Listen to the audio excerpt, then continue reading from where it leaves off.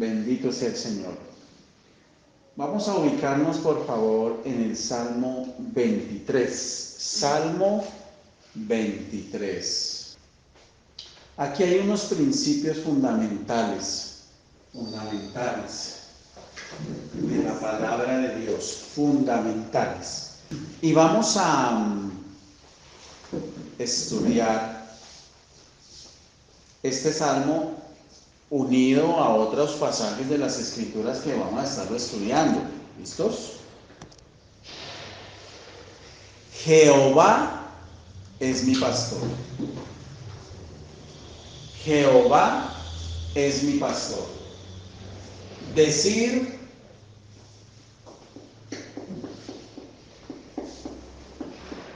Jehová es mi pastor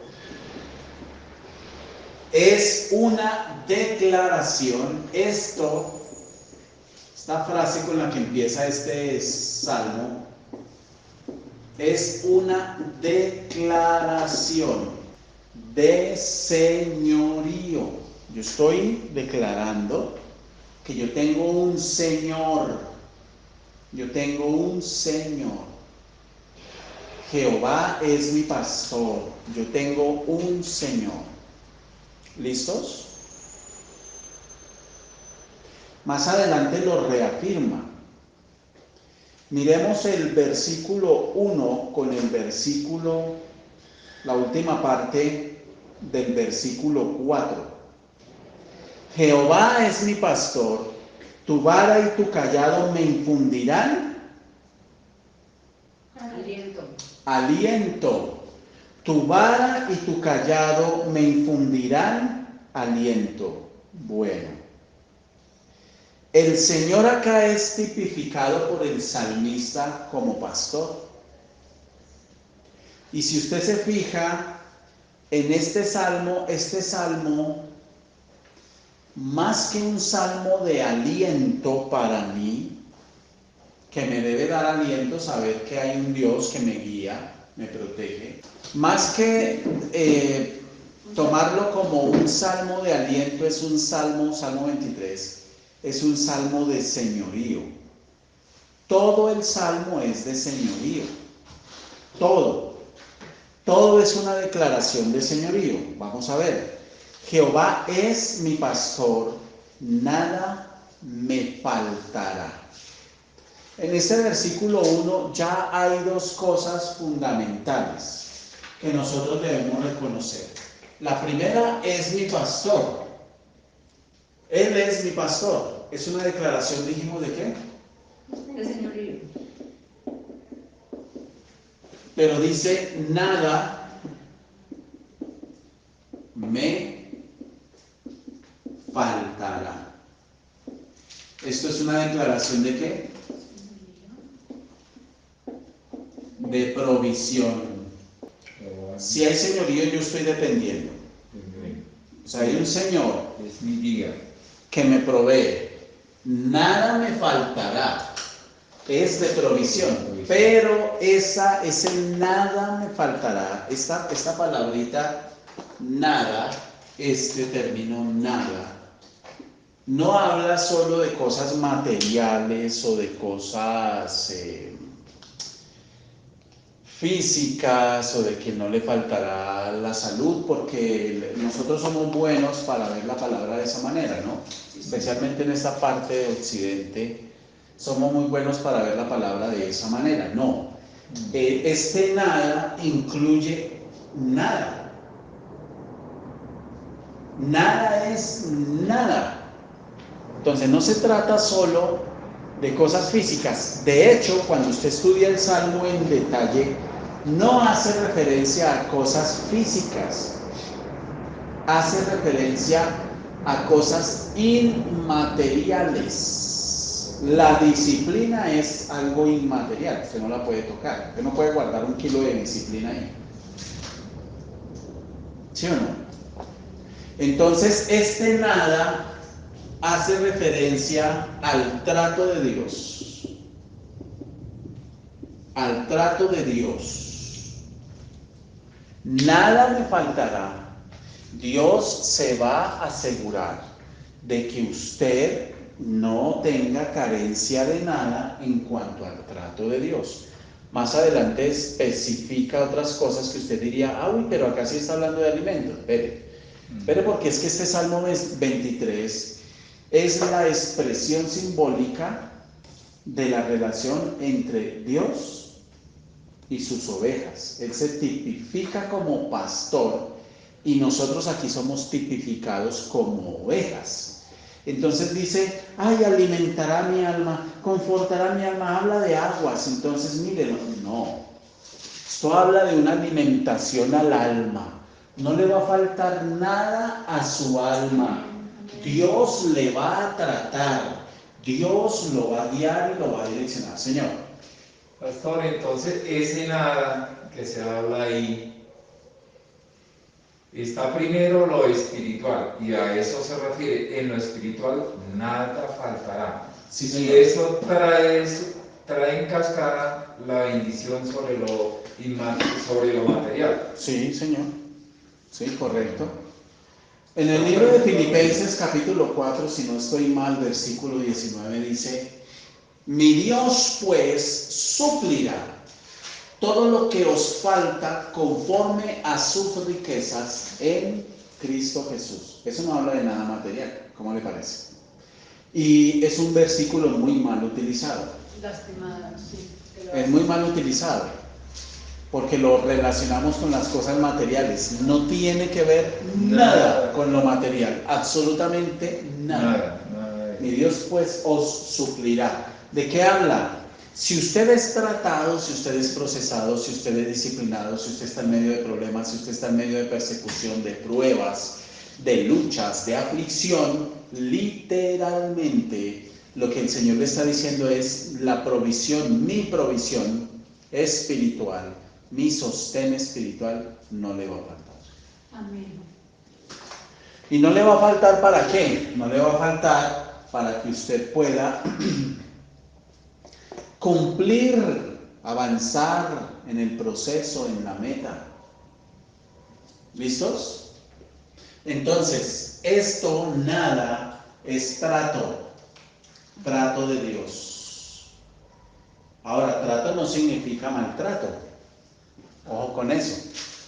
Trato no significa maltrato. Trato significa proceso de Dios, con amor, con paciencia. ¿Listos? Proceso de Dios.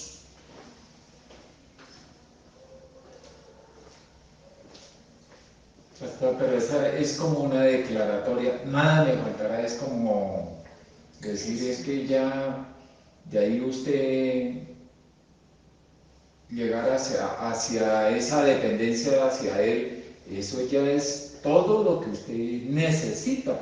Sí. Es todo lo que usted debe tener y buscar.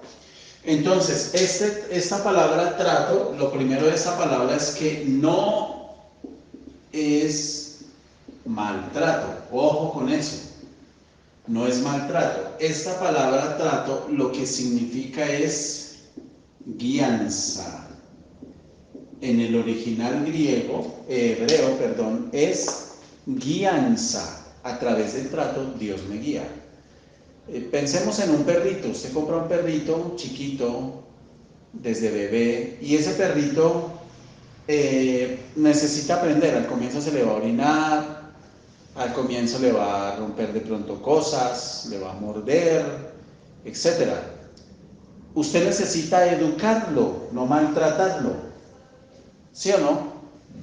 Y cuando usted realiza acciones para educarlo y enseñarle, lo que usted está haciendo con él es Enseñarlo. tratar, guiar, enseñarle que no se haga en la casa, que no le muerda las patas de las mesas, que no le coma los zapatos, etcétera, etcétera, etcétera. ¿Listos? Una pregunta, pastor. Nada me faltará. Toda esa parte significa carácter. Nada me faltará. Es la provisión de Dios en la guianza. Mire, o sea, Dios le va a guiar. Nada le va a faltar en la guianza que usted va a necesitar en su vida. Dios lo va a guiar. Hay un versículo maravilloso que dice que aquel que empezó la buena obra en usted será fiel en terminarla.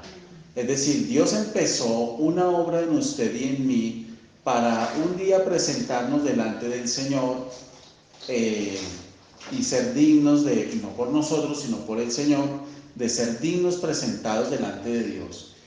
Dios no lo va a dejar a usted a la mitad. Dios no lo va a dejar a usted en el proceso. No lo va a dejar en medio de sus problemas, no lo va a dejar en medio de sus caídas, no lo va a dejar en medio de sus fallas, no lo va a abandonar. Es como cuando usted se cansa, ¿no?, de enseñarle a alguien y usted dice, ay, no, con usted ya no hay caso, usted no aprende. Entonces, usted deja a esa persona, usted, digamos, le enseña a alguien a tocar piano y usted hace un esfuerzo y la persona medio avanza, pero se queda en el camino, no logra entender al ritmo que debiera y usted termina diciendo, ay, mire, ¿sabe qué? Hágase a un lado, yo no le enseño más. No, la palabra de Dios es clara, la palabra de Dios dice que el Señor no va a desistir de ese proceso. ¿Lo ven? Por más que entremos en desiertos, por más que usted falle, por más que usted correctamente. Es que nosotros somos los que demoramos los procesos, ¿no? Sí, correctamente. Entonces, ¿qué sucede? Ese trato no es maltrato, es guianza.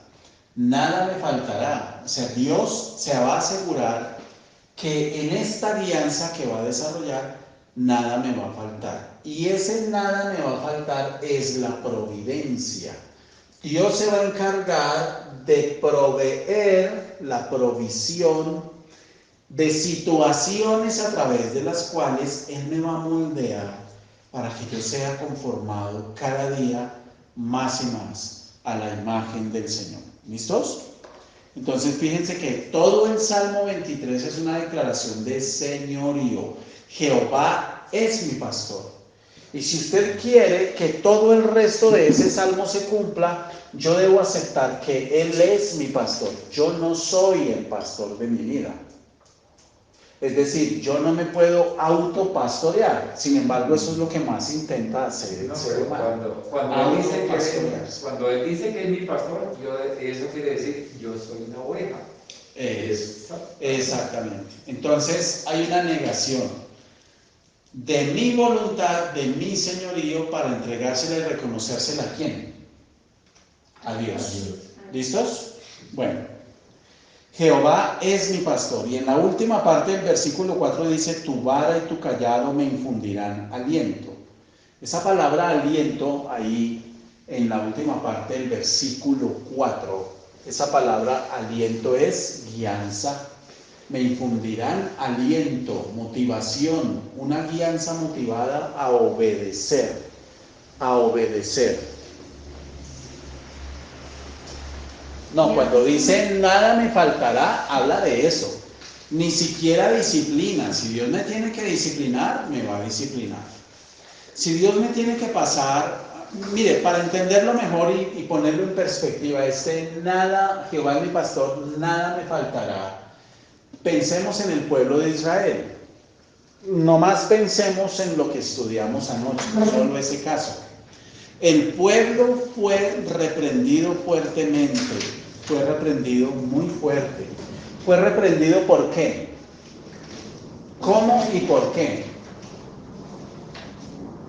¿Cómo y por qué fue reprendido el pueblo? Bueno, ¿por qué y cómo? Por la desobediencia. Punto.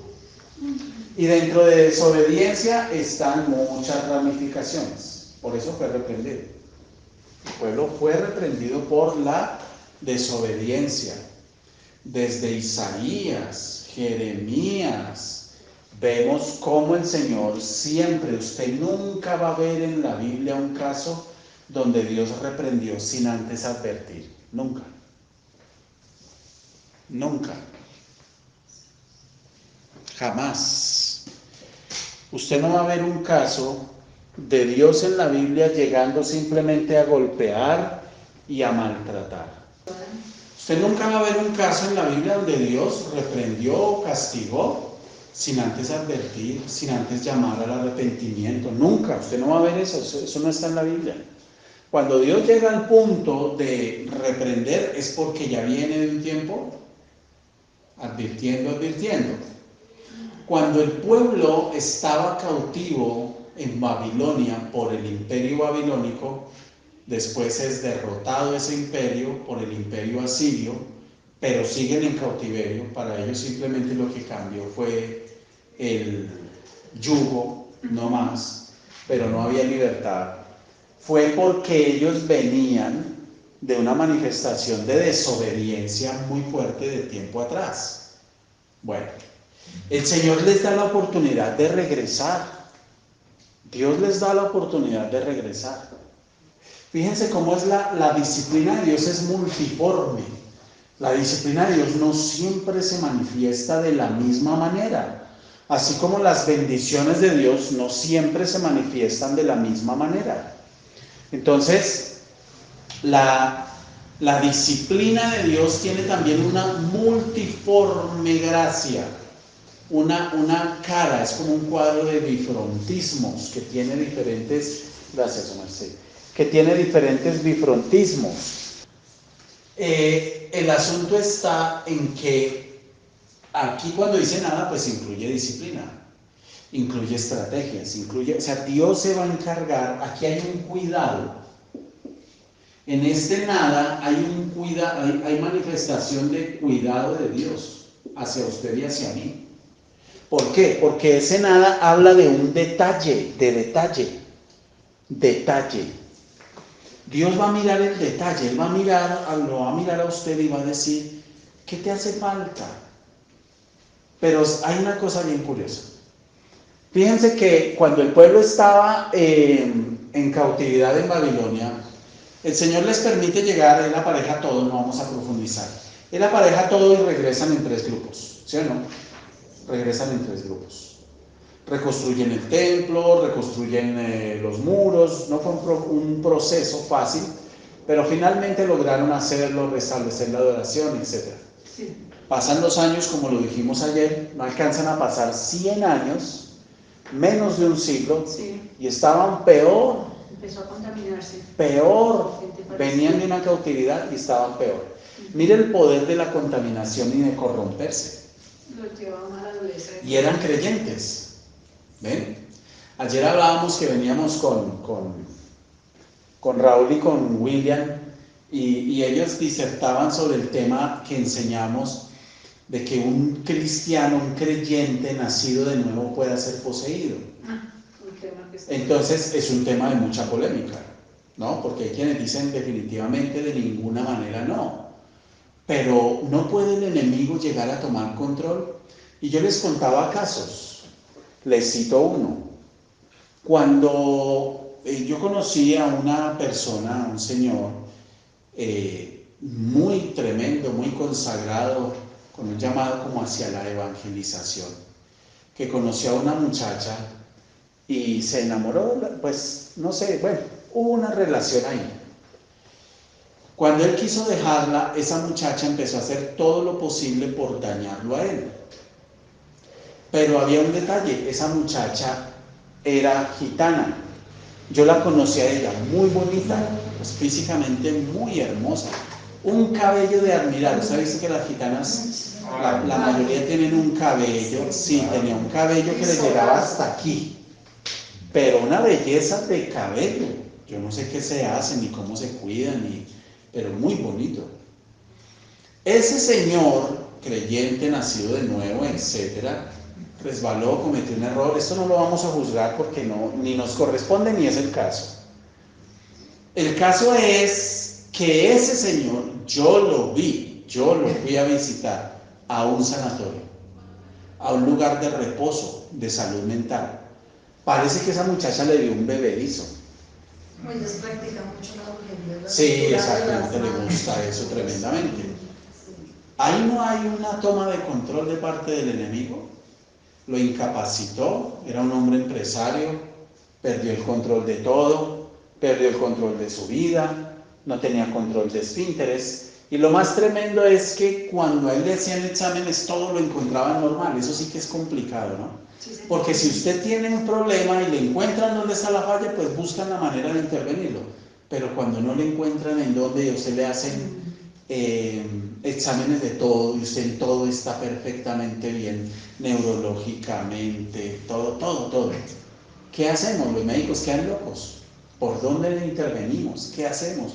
Lo único es que lo mantienen con droga psiquiátrica, que les da miedo que se haga daño. No hay una toma de control ahí. Una persona de 20 años en el Evangelio que nadie puede negar, porque yo conocí el testimonio de que conoció al Señor y nació de nuevo, hermanos.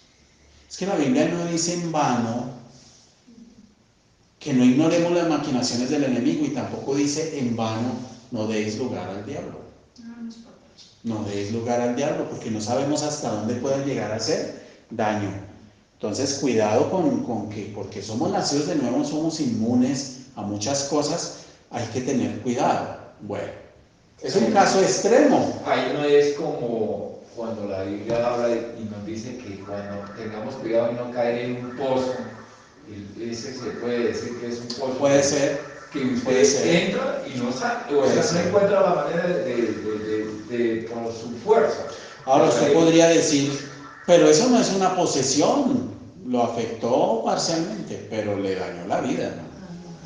Se la dañó, porque él perdió la cordura, él perdió el juicio de ser un tipo empresario que tenía una tremenda empresa ahí en el 7 de agosto de venta de repuestos, pero una cosa total. Él no conoce las hijas, a la esposa él no conoce, o sea, él quedó como bobito, no quedó vegetal, pero sí quedó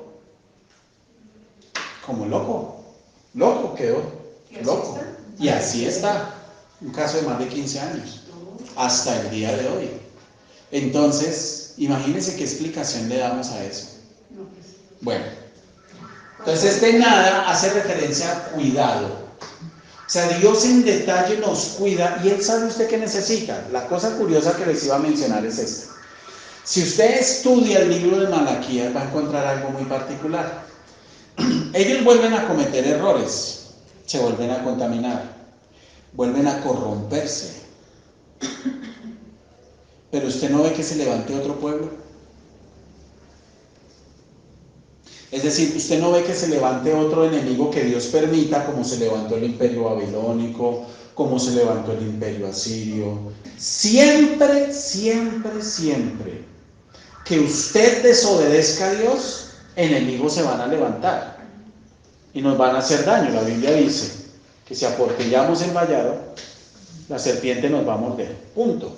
Eso es un principio espiritual, ¿sí? Pero no fue en la misma dimensión. Porque es que acuérdense que cuando Babilonia se levantó, se les metió al rancho y acabó con templo y todo. Acabó con muros, derribó todo. Pero aquí no sucedió igual. Hubo un sitio, pero no fue en la misma dimensión. ¿Sí me hago entender? Pero luego de eso, ¿qué vino? Algo que en mi concepto es mucho más doloroso, sin vergüenza. ¿El silencio de Dios? El silencio de Dios. Para mí, lo más doloroso que usted puede llegar a vivir, lo más duro es el silencio de Dios, que Dios decida guardar silencio. Yo muchas veces he hecho ese ejercicio con Joshua, no por mucho tiempo, pero él me conoce muy bien.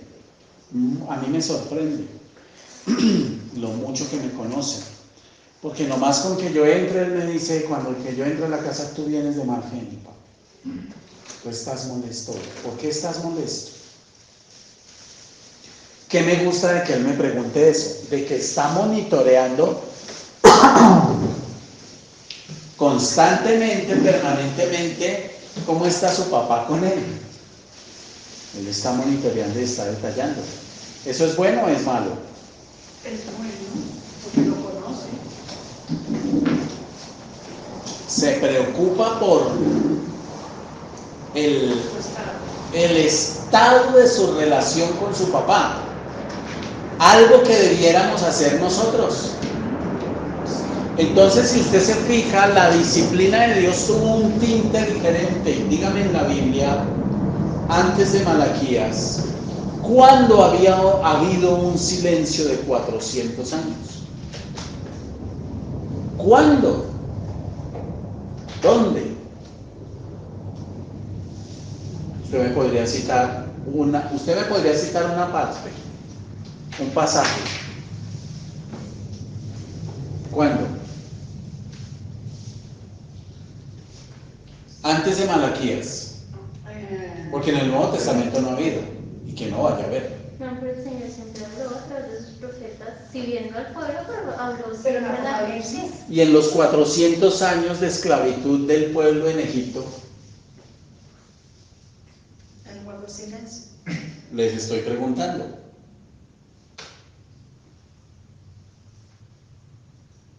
Porque fueron en realidad como 430 años que estuvieron en esclavitud. ¿No hubo silencio ese periodo de tiempo? Sí, porque pues no, ellos conocen las consecuencias de sus actos. No, porque Moisés se levanta después de los 400 años. Después. Sí, para Después traer de los libertad. 400 años. Pero sí es un periodo de silencio porque no hubo profeta, no hubo palabra a través del hombre para decir Dios habla. No, porque el pueblo siempre se ha caracterizado porque ha mantenido. No sé. No. Ahí les dejo la tarea. La tarea es, Dios guardó silencio durante esos 400 años, cuando estaba el pueblo esclavo en Egipto. Miremos a ver, investiguemos, sigamos. ¿Hasta aquí quedan preguntas? Pastor, yo tengo una pregunta sobre esa parte, me inquieta mucho ese nada me faltará porque esa es una promesa tremenda para mí. Y si la colocamos este versículo o este Salmo 23 en palabras del Señor Jesucristo, eso se podría colocar también como en palabras de él, diría, soy la vida. Que el Señor nos dice, yo soy la vida, soy el camino, soy la luz, soy la... Sí, porque en el sentido de que nada me faltará, yo lo coloco en ese contexto, nada me faltará. Sí, cuando el Señor Jesucristo dice, yo soy el camino, la verdad y la vida, está diciendo, yo soy todo. Todo lo que usted necesita. Usted no necesita más. Y en ese sentido, pues nada le va a faltar si usted sigue al Señor. Sí, en ese sentido hay una similitud ahí. En palabras del Señor. Sí, claro. Sí. Bueno, ¿listos hasta ahí? Entonces, todo el Salmo 23 no es un salmo de provisión, es un salmo, es una declaración de señorío, ¿Listos? Y habla de una provisión, pero es una provisión espiritual. ¿Una provisión espiritual para quién? ¿Para quién? Para nosotros, los hijos. ¿Para su cuerpo? No, para mi alma. Ah, entonces este nada me faltará. Es una provisión. Dios se va a encargar de que a su alma no le falte nada, de que su alma sea guiada, de que su alma sea encauzada. Sigamos. Jehová es mi pastor, nada me faltará. En lugares de delicados pastos me hará descansar. Bueno, si usted, ¿qué dice la Biblia del papá? ¿Qué dice la Biblia del papá que no corrige a sus hijos? Los aborrece. Que los aborrece, vea, que los aborrece. Eso dice la palabra. O sea que si usted es un papá que realmente ama a sus hijos, ¿usted se va a encargar de maltratarlos todo el tiempo? ¿Qué va a hacer? Corregirlos, guiarlos. ¿Con qué? Vale. Con amor. Con amor. Con amor. También, vale, con callado también. Entonces le gusta la vara, ¿no? Sí, y luego le damos. Ay, no. Con amor. Y si usted castiga, lo hace Con amor. con amor, porque si no usted se excede. Cuando nosotros corregimos a nuestros hijos, yo crecí, yo no sé si ustedes, pero yo crecí en la época en que cogían el cable de plancha, que eran 3 cables así, encauchetados, una cosa gruesísima, y con eso lo cogían y le daban, hermano. O sea, usted le iban dando, yo viví eso, a mí me iban dando era con lo que encontraban. Yo no le vi eso. Si usted estaba ahí, le cogían, tiraban la silla y la ponían, le partían los palos de escoba, yo viví todo eso. Con la mata de ortiga. Con la mata de ortiga de niño a mí me dieron con eso. ¿Eso es un exceso? Sí, Claro que es un exceso, hermano. Por eso tiene tanto. Claro que es un exceso. Porque no obra la justicia de Dios. Entonces, ¿usted se imagina donde Dios se desmandara en rabia, así como cuando a usted se le salta la chispa a este chino ya, como dice uno popularmente, me la ve, se la sabe, me la voló y usted hace y deshace. ¿Qué tal a Dios se la voláramos? No, las columnas. ¿Dónde estábamos? ¿Dónde estábamos? Entonces ese nada me faltará. Habla del amor de Dios, esa provisión amorosa que incluye disciplina y trato. Cuando dice la Biblia, te haré entender el camino por el que debes andar. Te haré entender. Eso es, nada me faltará. Te haré entender. O sea, si Dios está pendiente para decirle a usted, por aquí o por allí, por este lado o por este otro. Y lo va a hacer de 1000 formas porque la gracia, y ahí viene la manifestación de la providencia de Dios, Él se encarga de proveer. ¿Saben qué es providencia? Pongo un ejemplo, cuando un familiar cae gravemente enfermo y empieza uno a orar, y Dios decide levantar a esa persona y conoce del Señor, lo saca del sepulcro, le da una oportunidad de vida, ¿qué se manifestó? La misericordia, claro, el amor de Dios. Pero esa situación que Él permitió fue manifestación de la providencia de Dios. La providencia de Dios. La providencia de Dios fue la que yo un día le dije a Dios mucho antes de conocer del Señor. Le dije yo un día al Señor, así era un sábado, mientras escuchaba un programa que me gustaba muchísimo, Una Hora con la Sonora. ¿Sí? ¿Lo escucharon alguna vez? Los días sábados en William Viñas Cochet. Eso. Entonces eran los sábados en la mañana y era 1 hora. Uno no quería que esa hora se acabara, ¿no? Mientras uno hacía ahí sus cosas. Y yo estaba escuchando eso, bueno, se acabó, y yo entiendo que fue una oración que yo hice en ese momento, para mí fue un pensamiento.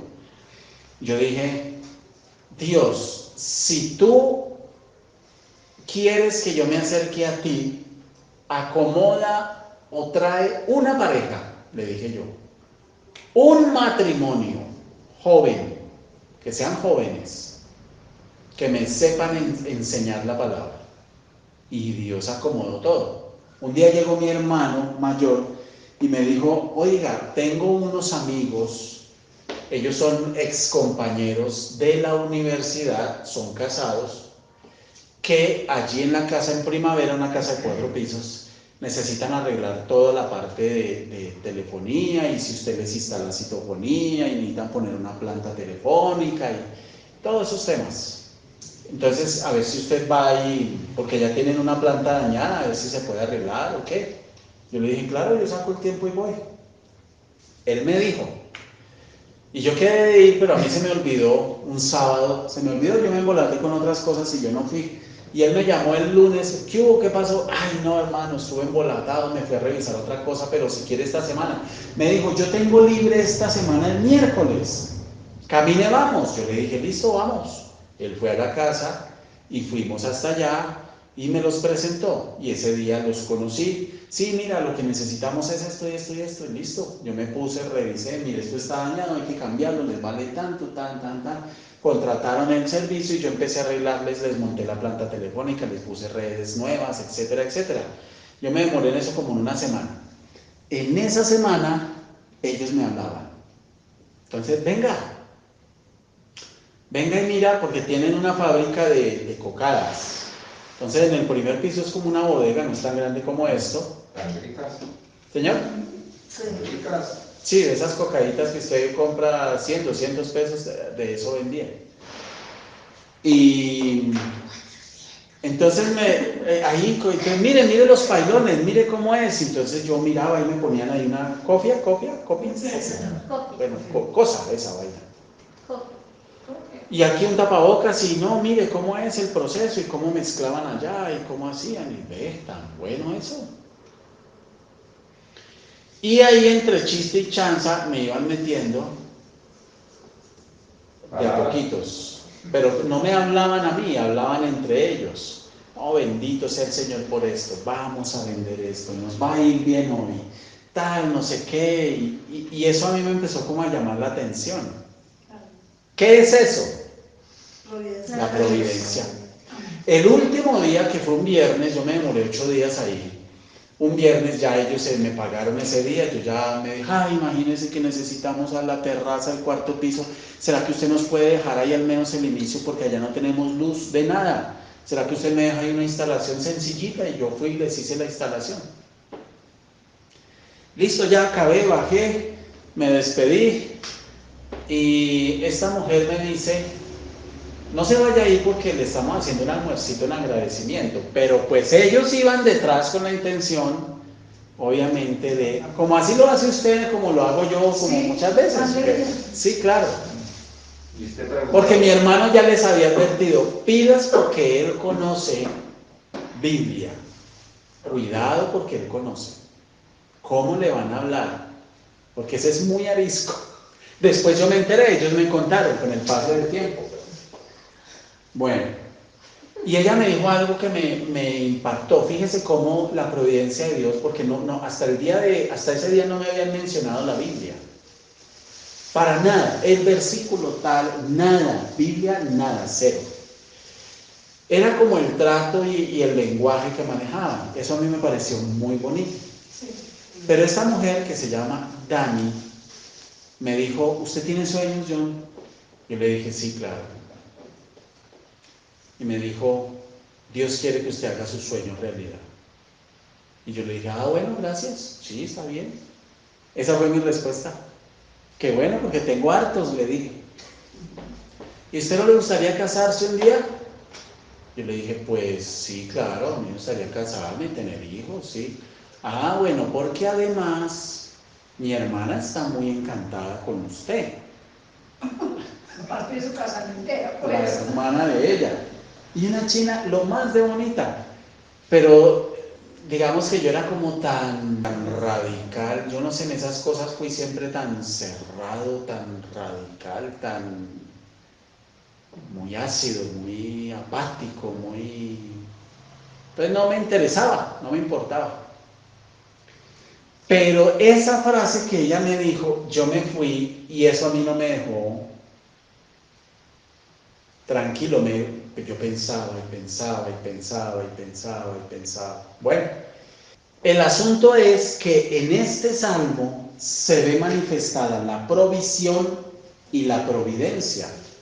Cuando yo estoy bajo el señorío de Dios, yo tengo aseguradas dos cosas: su provisión y su providencia. El tema es que muchas veces la providencia de Dios se manifiesta de maneras que nosotros no esperamos y que puede ser a veces doloroso. Yo hablé ayer con una familia, son jóvenes, son gente que ha estado muy enfocada en su éxito laboral, profesional, y de hecho tienen muy buenos trabajos, tienen muy buenos cargos, tienen un muy buen nivel de calidad de vida. Yo a ellos los conozco hace mucho tiempo. Tienen dos niñas y las niñas tienen dos nanas en la casa. Bueno, tienen el dinero para hacerlo. Pero cuando Dios dice entrar en una vida, y yo a esta señora le dije algo hace años, Dios da una palabra y yo no, a veces me acuerdo, a veces no me acuerdo, porque es Dios el que habla, ¿no? O sea, uno no está ahí, Dios da una palabra y ya. Pero ella me dijo: usted a mí me dijo hace años, estábamos en tal parte, que Dios un día iba a acomodar absolutamente todo para que yo conociera de Dios. En esa época yo era soltera, no tenía esposo, no tenía hijas, ni había terminado mi universidad. Y me acordé de sus palabras y llamo a contarle, a darle testimonio. Hoy estamos entregados al Señor, conocimos de Dios, a mí me dieron ganas de llorar, porque eso alegra el corazón. Mis hijas están enamoradas, yo estoy enamorada del Señor. Para mí es lo más importante, mi vida ha cambiado totalmente. ¿Y cómo fue? ¿Cómo fue y cómo pasó? ¿Cómo es Él? Bueno, ya sabemos cómo es Él. Sí, ¿qué pasó? La niña menor estuvo muerta y el Señor la revivió. Estuvo en una situación de 1 año de salud terrible. Dice ella: Dios nos pegó una humillada con la niña, con su situación, con su condición, pero la cosa más espantosa. Y me contaba que un día un médico le dijo, porque ellos desesperados: nos la llevamos para Estados Unidos, en sus fuerzas, ¿no? Sí, claro. En las fuerzas de uno, ¿no? Nos los llevamos para Estados Unidos, hacemos esto, hacemos lo otro.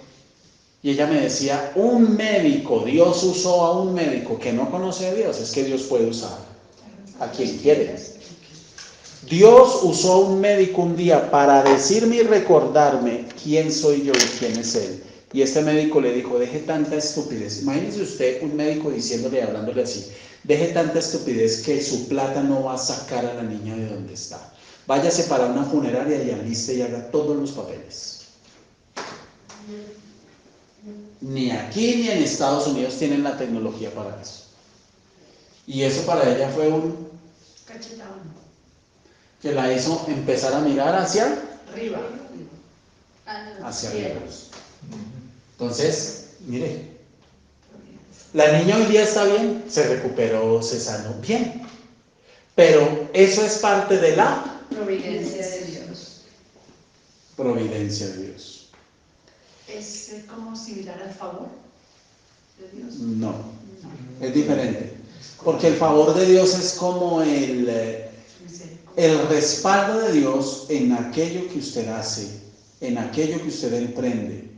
Eso es el favor de Dios. ¿Sí? Yo lo asimilaría como un manto que desciende a uno y lo protege uno, no se sabe ni cuándo, ni la forma. A toda hora, en todo momento. Todos los tacones. Entonces sigue diciendo: en lugares de delicados pastos me hará Descansar. Voy a borrar aquí. Bueno, todavía no. En lugares de delicados pastos. Entonces habla de dos cosas fundamentales aquí. Habla de lugares. Ojo con esto, por favor.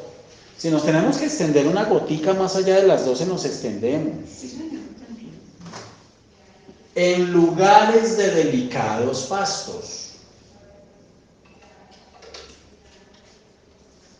Me hará descansar. Entonces, habla de lugares. ¿De qué más habla? Delicados pastos. Delicados pastos. Me hará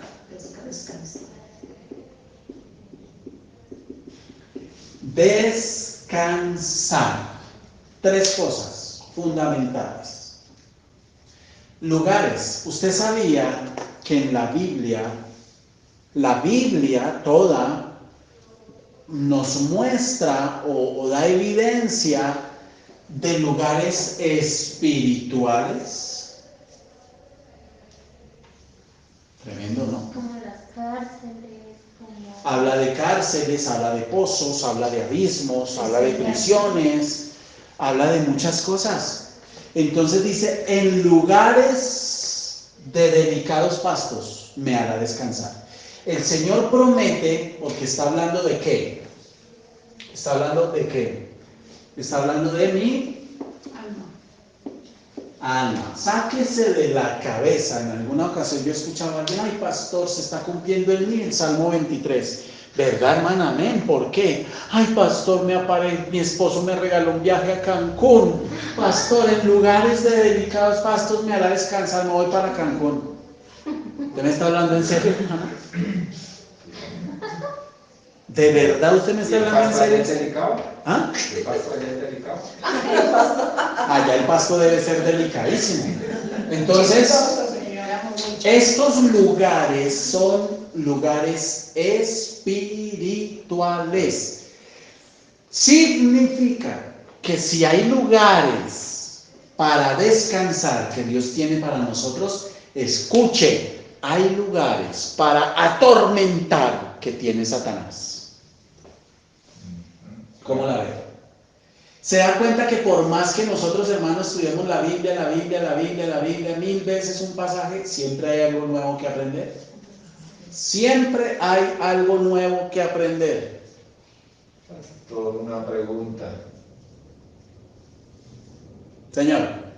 Una pregunta. Duro. Lugar también tiene semejanza como hablar de tengo paz. Esos son lugares. Tengo la paz. Lugares. Promete. O sea, son como estados del alma. ¿Son estados? Vamos para allá. ¿Eso no sería un estado? Entonces, hay lugares o donde usted descansa o donde usted puede ser atormentado. Dios lo quiere llevar a lugares donde usted es confortado, en lugares de delicados pastos. ¿Qué se da en esos lugares fundamentalmente? Alimento. Mírenlo. ¿Qué es lo que se da en esos lugares? Alimento. Cuando una persona es llevada por Satanás, ayer hablaba con alguien y yo le decía, tiene que orar por su hermano porque él grita a voz en cuello que él conoce de Dios y él ya es sano. No, su hermano tiene el alma en un estado de hiel y amargura. Todavía hay odio y resentimiento. Eso es un lugar. Y en ese lugar recibe ¿qué? Alimento. Cuando el apóstol Juan le dice al mago, en hiel de amargura veo que estás. ¿Sí o no? ¿Amén? No, yo pensé que me iban a comer entero. Cuando Pedro le dice a esa persona, porque veo que en hiel de amargura estás. ¿De qué le estaba hablando? Su alma, el alma de ese hombre, estaba en un lugar que no era un lugar de ¿A descanso. quién de le Dios. decía eso? ¿A Simón el mago? Sí, señor. Nada menos, nada más. ¿Por qué le dice eso? ¿Por qué? Porque el alma de ese hombre estaba en un lugar en el que estaba siendo alimentado, pero no por la voluntad de Dios. En consecuencia, no tenía descanso. Usted entiende por qué hay gente que puede tener mucha plata, mucho dinero, muchas cosas y no hay descanso. Y aquí viene una cosa importantísima para todos y para ustedes que están conectados por sala. Usted puede matarse orando por un familiar. Usted puede matarse orando por un familiar para que ese familiar conozca y sea salvo.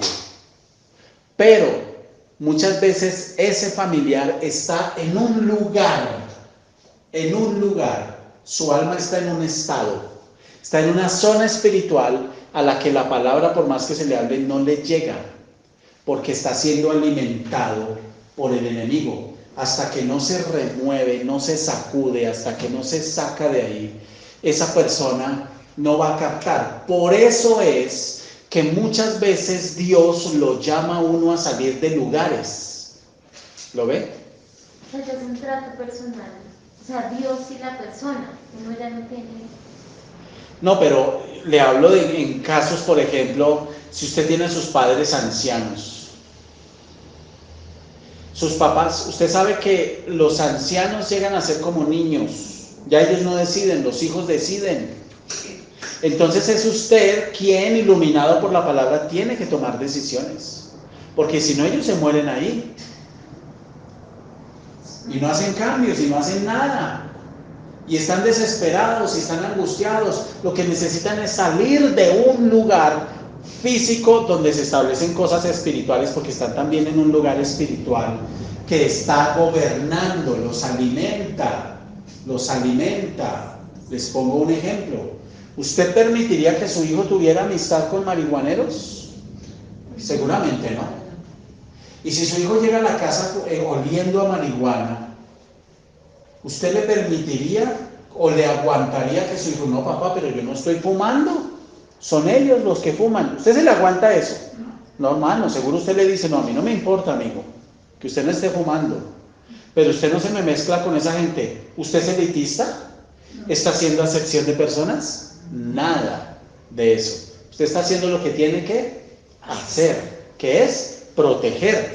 Porque si no, esa persona, por la influencia de otros, puede terminar saliendo de los lugares en los que Dios lo quiere tener y llevándolo a lugares donde Satanás lo quiere tener y le alimenta el alma.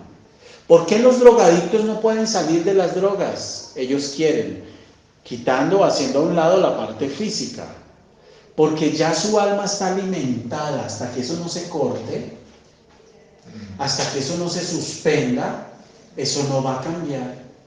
No va a cambiar.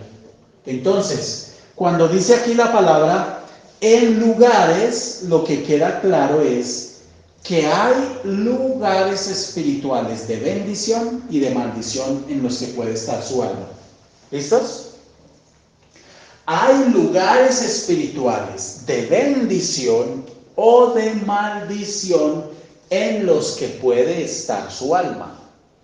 Antes de conocer de Dios, mi alma, ¿en qué estaba?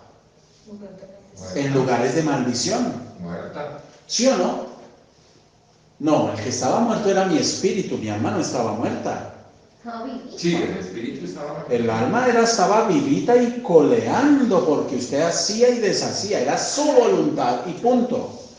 ¿Cierto? Pero el espíritu estaba muerto. Pero mi alma estaba en lugares de maldición, ¿o no? ¿No estuvo mi alma y la suya antes de conocer de Dios en lugares de maldición? Sí. Claro, hermano. Claro. Entonces cuando dice, en lugares de delicados pastos me hará descansar, es una promesa. Yo me mantengo bajo el señorío, por eso empezamos por acá, es fundamental. Por eso el salmo empieza por ahí, Jehová es mi pastor. Y de ahí para abajo, mientras Él sea mi Señor, de ahí para abajo está garantizado el cumplimiento de todo. Si Él es mi Señor. Usted en vez de estar aquí hoy pudiera estar haciendo cualquier otra cosa, ¿sí o no? Claro. Pero ese Salmo 23 tiene mucho que se extiende también a lo que habla nuestro Señor cuando dice que yo iré por la oveja que se pierde y va a buscar otro camino de otra provisión y se pierde. Entonces, lo volveré a traer para que reciba esa provisión, entonces eso todo eso tiene una enseñanza muy Está unido, unido. está concatenado.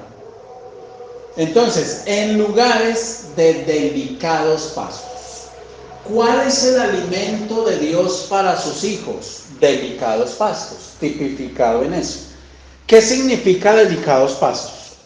Uno es el pasto que usted ve aquí en tierra fría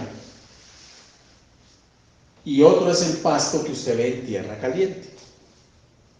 Cuando usted tiene una finca, si usted no quiere la maleza, usted la quita y tiene que comprar ese pasto y sembrarlo.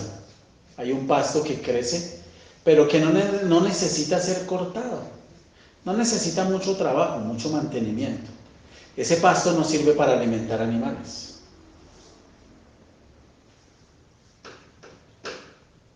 Pero el pasto delicado es el pasto que es especial para alimentar animales. Entonces, estos pastos delicados hablan del alimento, tipifican el alimento, y aquí está tipificada ¿qué? La palabra. La bendita palabra de Dios. En lugares de delicados pastos, imagínense, en Embajadores de Esperanza tenemos delicados pastos en la madrugada, delicados pastos en las noches, delicados pastos en el Instituto Bíblico.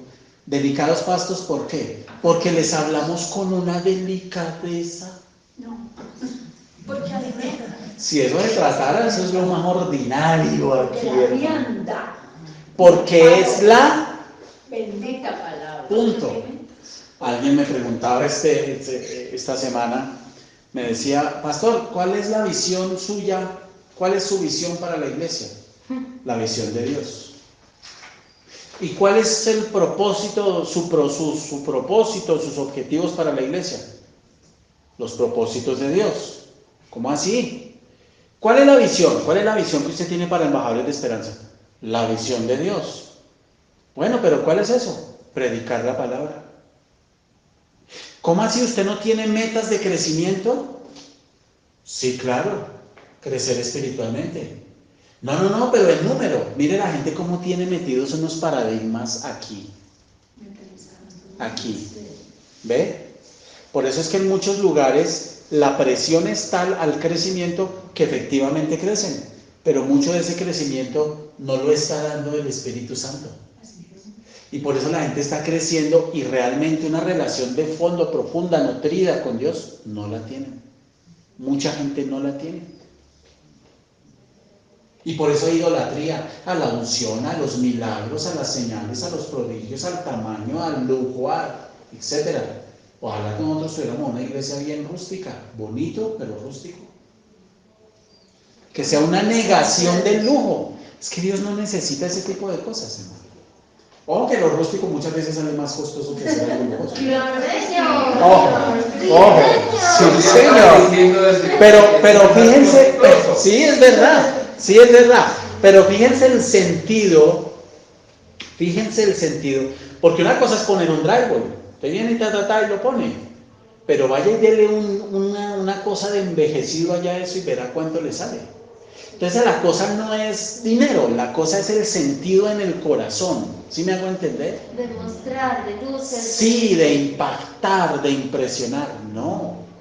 Entonces, bueno, si hay delicados pastos que Dios promete, acuérdense que Satanás es, se me va la palabra, es el oponente, es el adversario, se me fue, bueno, hay otra palabra. No, el oponente. Es el... gracias.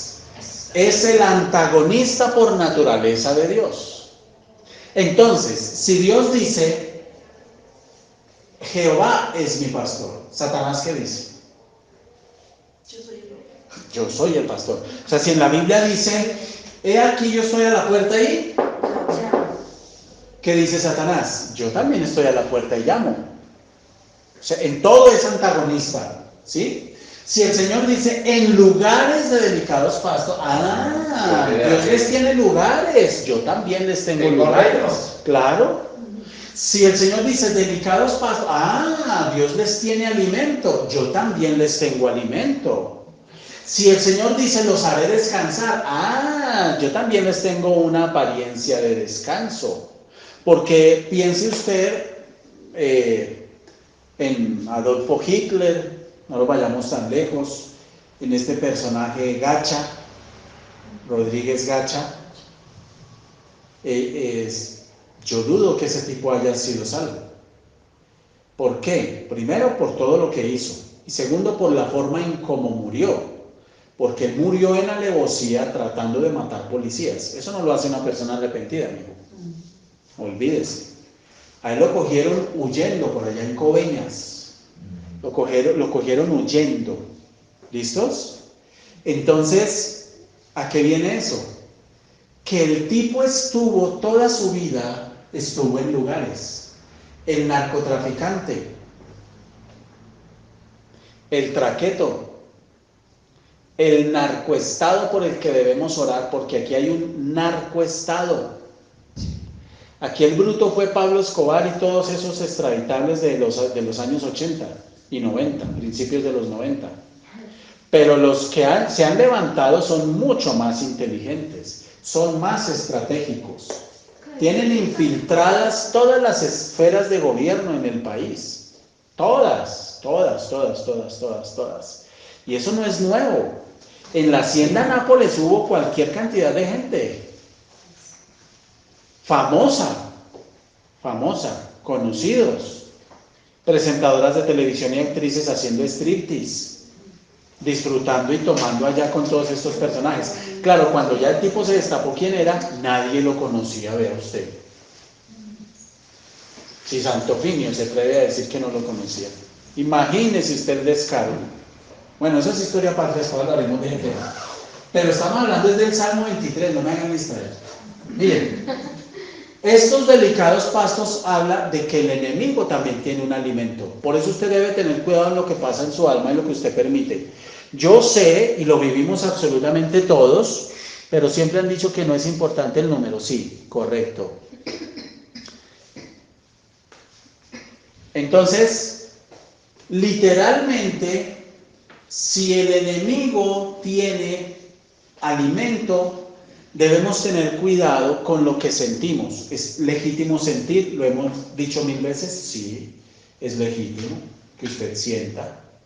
¿Es legítimo que usted se aflija? Sí, es legítimo, pero a eso usted le tiene que poner control, límites, porque si usted se deja llevar, eso le va a hacer mucho daño. Y el enemigo se lo puede arrastrar para acá, usted sin darse cuenta, hermano, y hacerle daño y llevarlo a depresiones y llevarlo a problemas de ansiedad y llevarlo a cosas mentales y físicas, etcétera, etcétera, etcétera. Ya vamos a continuar con este precioso tema. Mis hermanas, vamos a hacer una pausa y ya regresamos.